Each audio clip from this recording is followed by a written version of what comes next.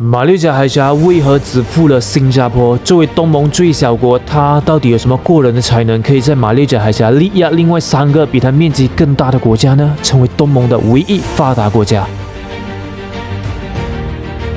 马六甲海峡是因沿岸有马来西亚著名的马六甲古城而得名，但马来西亚却不是其中的最大受益者，这到底是怎么回事呢？而这条海峡会不会在未来被改名为新加坡海峡呢？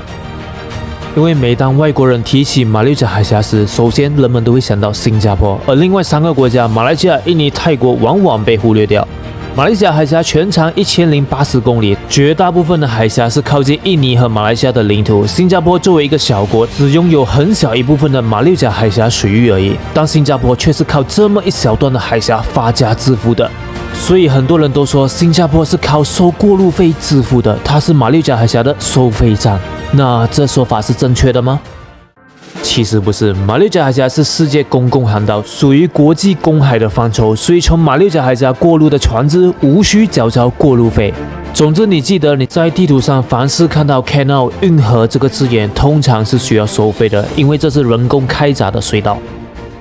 而 strait 海峡则是天然的，所以一般是不能收费的。马六甲海峡就是其中一个。苏伊士运河过境费是介于40万至70万美金每艘船，每年大约有25000只船只经过，所以埃及政府一年就可以从这里赚取100亿至175亿美元的收益。所以你们的海运费用不单只是给燃料服务费，还有很大一部分是过路费。而巴拿马运河会稍微便宜一些，大约介于10万至30万美金每艘船，这是 depends on 那个船的大小。像这样大小的邮轮通过大概要80万美元一次，而我们的马六甲海峡却是免费的，每年就有10万只船只经过马六甲海峡，而马来西亚、印尼、泰国、新加坡都没有向他们收过路费，那他们要怎么赚钱呢？靠卖服务咯，这些船只需要补给的嘛，要加油的嘛，要补充淡水的嘛。有时可能需要维修才能继续上路，所以这10万只船算是给你的流量，能不能吸引他们进来停靠，就看你的本事了，就类似高速公路上的服务区。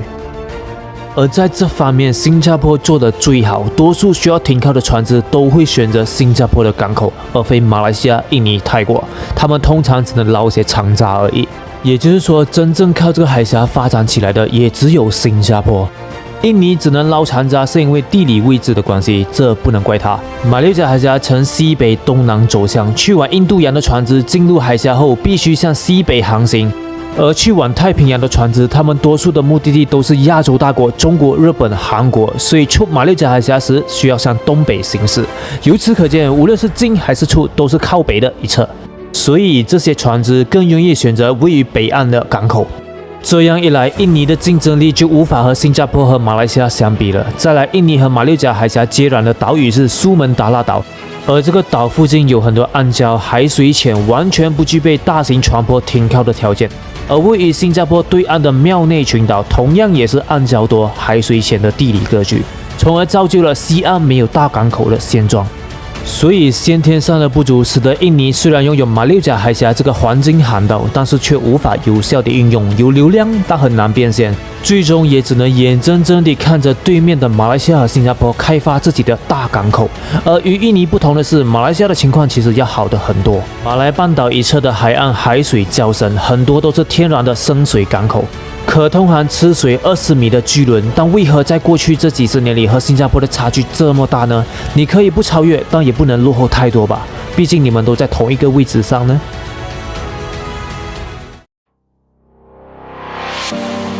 Hello， 大家好，我是尼克斯，一个专注于提供国际知识的频道。如果你还没订阅的话，现在是时候订阅了，还有记得打开一下小铃铛哟，我会每周更新。上一期我们就看到了为什么东盟不允许美军进驻马六甲海峡呢？如果你还没看的话，请按上面的链接去看呗，或等下来到频道找也行。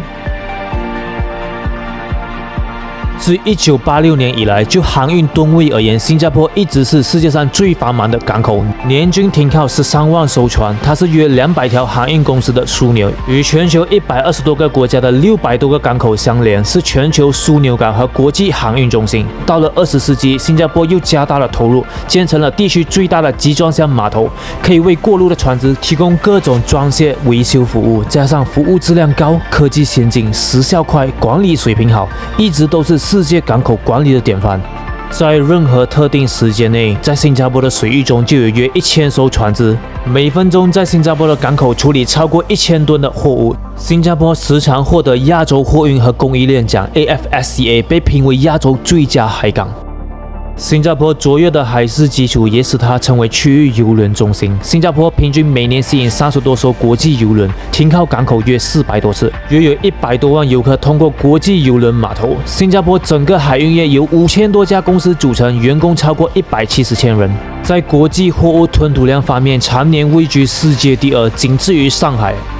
2020年更达到了3660万个标准箱，当然上面是以城市来计算，如果是以国家来计算的话，新加坡这么小的一个地方也可以排在世界第3哟，仅次中国和美国。继成为世界主要的航运中心之后，它在依托这个优势，又打造了世界主要的金融服务中心。根据2022年 Global Financial Central Index 的排名，新加坡是仅次美国、英国、中国世界第4大金融中心。如果是以城市来排名的话，它是排名世界第6。新加坡也因此进入了发达国家的行列，也成为东南亚唯一的发达国家。2022年人均 GDP 高达97000美元，世界第2，高于世界上任何一个大国或经济强国。所以除了自然条件优越之外，港口管理、设施、人文环境也是很重要的因素哟。如果不重要的话，为什么马来西亚做不起来呢？就跟你去 shopping 一样咯，这间这么大间，什么都有，又高级，效率又好，又先进，而且直接是一个国家的首都了。另外2个国家的港口只是属于该国的边缘州或省而已，而且还不是发达国家。如果换是你，你会选择哪一间呢？印象 impression 这个东西其实也是一个很重要的参考因素。新加坡给你的印象是什么呢？而马来西亚和印尼给你的印象又是什么呢？这个我就不讲了，你们自己心里懂就可以了。现实还是要面对的哈。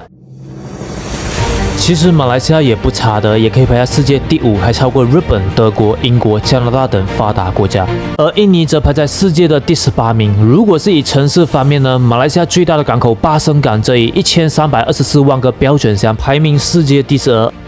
而印尼雅加达港则以617万排名世界27名。以上是2020年的数据。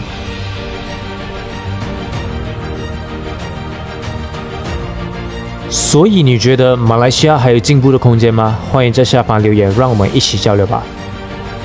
好，我今天分享到这，喜欢的话欢迎你点赞、关注、分享，还有记得打开小铃铛哟，我会每周更新。如果你想知道为什么新加坡和文莱的币值是等值的，而马来西亚却比他们小最少3倍呢？可以点击上面的链接去看，或等下来到频道找也行。好，我是尼克斯，一个专注于提供国际知识的频道，我们下期见，记得订阅哦，拜拜。